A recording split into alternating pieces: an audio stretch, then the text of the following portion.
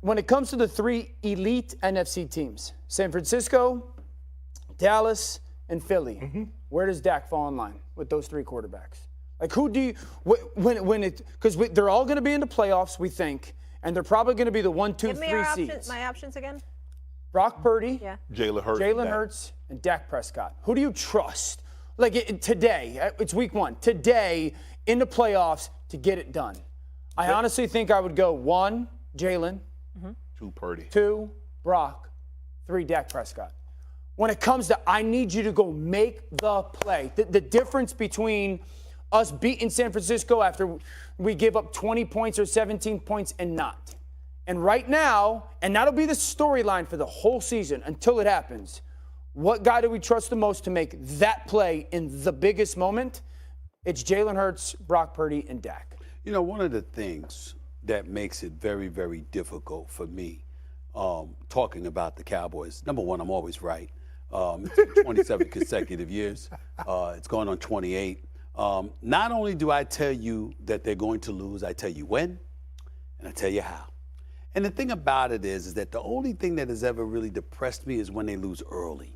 Because when you lose early, right, we know your season's over. Right. It's not as fun. Right. It's not as fun to watch their hopes get. You like to build expectations. That's right. I like to build expectations. Because break hearts. No. I like to do it because I know the Cowboy fans are going to have that anyway. Yes. They're going to know it. It's like literally, I'm talking about actors in Hollywood, to professional athletes, to the common Joe and Sue out there, whoever you want to call it.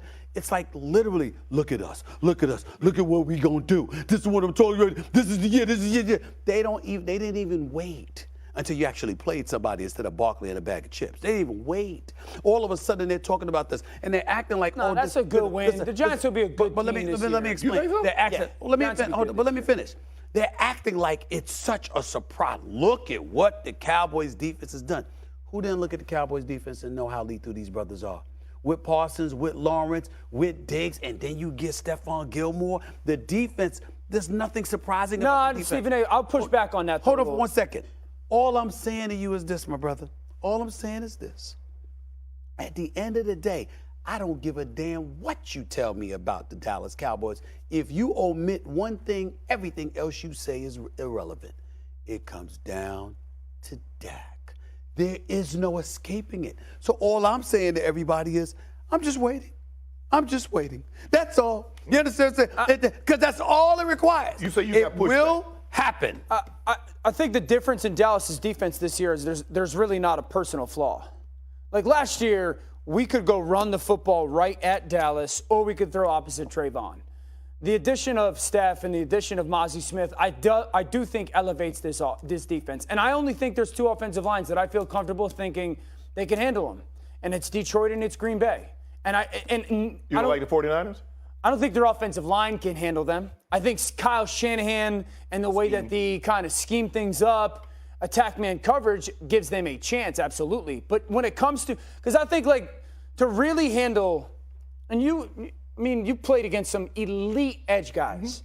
I think the only way to handle Micah Parsons is like you got to turn it into a fist fight and you got to go run right at him and double team. He circles the wagons like the Buffalo Bills. Do you really mean it, or do you think the Bills win the game, or are you just saying that because everyone here is so Or are you just doing a jet-set? greenie and picking the opposite team just to pick? No, you know what? I'm going to lie on national TV. I believe in the Buffalo Bills tonight. Hey, Bills Nation, Bills Mafia, Bills me Mafia. and you.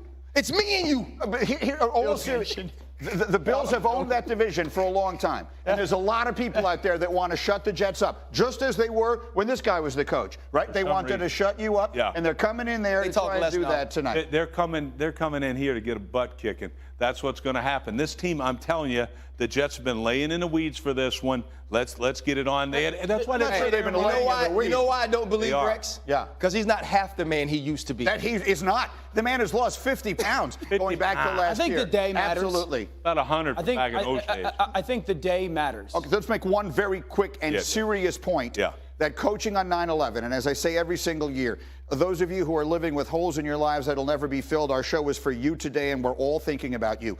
But as the coach, coaching in this game, in this city, on this night, it does mean something different. I told you, I mean, this thing had such an impact on me.